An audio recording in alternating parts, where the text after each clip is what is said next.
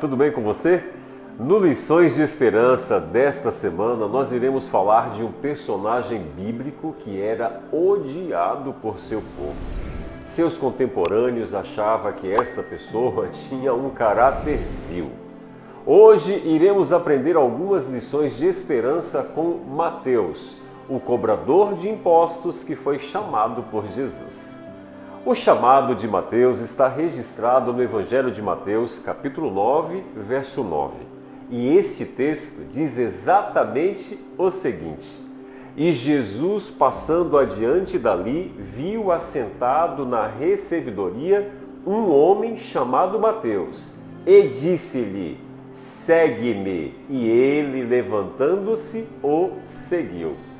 O texto que acabamos de ler revela o surpreendente amor de Jesus e seu modo diferente de enxergar as pessoas. Essa é exatamente a sua maneira de nos enxergar também. Amém? Mateus quer dizer dom precoce ou conselheiro. Ou ainda, Mateus vem de Magnus, grande, e Theos, que significa grande para Deus. Ou ainda, Manus, Theos, que significa mão de Deus. Mateus era um coletor ou cobrador de impostos. Pense, se ninguém gosta do leão da receita, imagine só quando se paga impostos a um império que subjugou seu povo e sua terra. Pagar impostos a Roma era fortalecer economicamente aqueles que lhe privavam de sua terra, seu governo e sua autonomia como povo.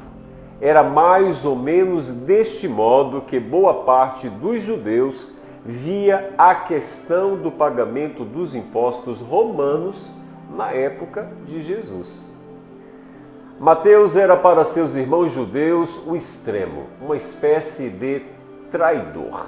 Além de estar na folha de funcionários de Roma, sua função era coletar impostos. Não poderia ser pior aos olhos de seus compatriotas.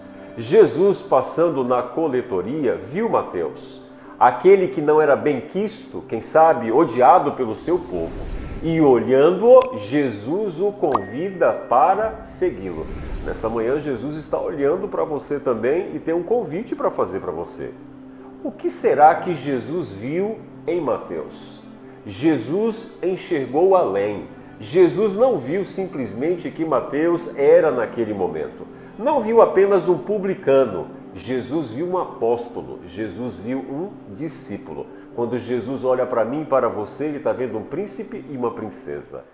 Jesus viu alguém que, junto com outros 11 escolhidos, seriam responsáveis de falar e levar o reino de Deus a outras pessoas e outros lugares quando partisse. Mateus, odiado por muitos, mas amado por Jesus. Sinta-se amado por Jesus nesta manhã também. Jesus chamou Mateus para segui-lo. Não o chamou para assistir seu sermão no Monte das Oliveiras, nem para ouvir o sermão na praia da Galileia, ouvir suas pregações e seus ensinos. Não foi isso. Jesus chamou Mateus para segui-lo. Seguir Jesus significa mais do que escutar sermões.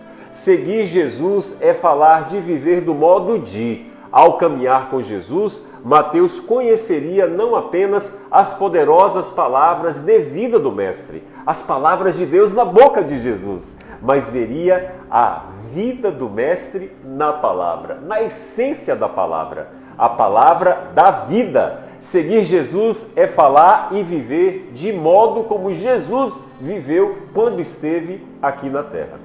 Mateus se levanta e segue Jesus. Mateus deixou tudo para seguir o Mestre. Essa decisão de Mateus é um contraponto aos dias em que nós estamos vivendo, em que muitos lutam para não renunciar a alguma coisa, sonhos ou ambições pessoais para seguir Jesus. Mateus deixou tudo, levantou-se e o seguiu. Mateus não olhou para sua capacidade ou dignidade, mas ele apenas aceitou o chamado de Jesus. Mateus, ele atende prontamente, se levanta e segue o Mestre. Mateus renunciou tudo para seguir Jesus. Não apresentou desculpas. e parece não ter considerado o seu emprego nem o seu salário romano. Quando Mateus aceitou o chamado de Jesus, assumiu toda a responsabilidade do chamado, já sabendo da rejeição que sofreria. Para se dispor a ser marginalizados pelos seus, devia lhe ser muito precioso o chamado que Jesus estava fazendo, pois ele deixou tudo, inclusive o posto na coleteria. O mais importante é que Mateus seguiu. Há pessoas dispostas a doarem tudo o que têm, a deixarem tudo por razões mil, mas poucas são capazes de ir além e doarem a própria vida. E Mateus fez isso. Mateus não apenas deixou tudo, Mateus seguiu Jesus. Outro fato importante no chamado de Mateus é que Mateus era transparente com Jesus. Jesus foi chamado para a intimidade do lar de Mateus. Mateus preparou um banquete para Jesus. Qualquer que aceite o chamado de Jesus tem que chamá-lo para a sua intimidade. Deve crescer em comunhão. Deve abrir a porta do seu coração e fazer como Mateus fez. Não ter vergonha de mostrar Jesus para seus amigos, inclusive os publicanos, que eram rejeitados pela população, pelos escribas, pelos fariseus e pelos religiosos daquela época. Abrir cada recôndito do seu interior é algo precioso na nossa vida para que Jesus seja o Senhor da minha e da sua vida. Meu amigo e minha amiga, à semelhança de Mateus, eu e você precisamos colocar Jesus no centro do nosso viver. Que lição de esperança tremenda essa! Devemos ser íntimos de Jesus e confessar para Ele todas as nossas fraquezas. Pois Jesus nos chamou não pelo que somos no momento, mas pelo que Ele fará de nós. Assim, aquele que nos chama nos transforma dia a dia, não no que somos hoje, mas no que Ele já nos vê, que é o que seremos amanhã. Amém? Dos funcionários romanos na Palestina naquela época, nenhum era mais odiado do que o publicano. O fato de serem os impostos ordenados por um poder estrangeiro era contínuo motivo de irritação para os judeus. Uma lembrança que eles haviam perdido a sua independência como nação. E os cobradores de impostos, além de instrumento de opressão romana, eram corruptos em seu próprio proveito, enriquecendo-se à custa do povo. Um judeu que aceitasse esse ofício das mãos romanas era considerado traidor da honra nacional. Era desprezado como apóstata e classificavam-no entre os mais vis da sociedade.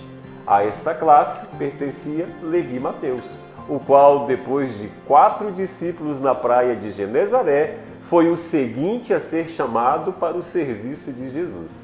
Os fariseus haviam julgado Mateus segundo seu emprego, mas Jesus viu em Mateus uma pessoa aberta à recepção da verdade. Mateus escutara os ensinos do Salvador. Ao revelar-lhe convincentemente o Espírito de Deus sua pecaminosidade, anelou buscar auxílio em Jesus. Estava, porém, habituado ao exclusivismo dos rabis e não tinha nenhuma ideia de que este grande mestre houvesse fazer caso dele. Por isso, Jesus o amou e o chamou. Uma tradição antiga recorda que Mateus sofreu martírio, foi apedrejado, queimado e decapitado na Etiópia. Misericórdia, Senhor! Eu não tenho dúvidas de que a lição de esperança mais relevante na história de Mateus, no estudo de hoje, seja a prontidão em aceitar o chamado de Jesus para se tornar discípulo. Ei, você, o que você precisa renunciar para aceitar Jesus como seu Salvador pessoal? Aceite o chamado. Jesus está lhe convidando nesta manhã para segui-lo, para renunciar à própria vida, para tomar a sua cruz e segui-lo. Que Deus possa abençoar você